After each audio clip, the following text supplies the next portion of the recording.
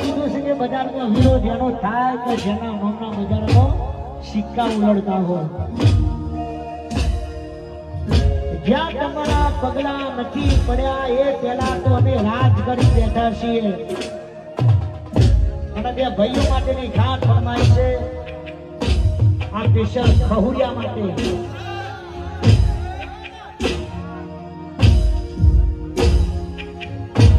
તમે જલકારો તમે અમે વધારે જલાઈશું.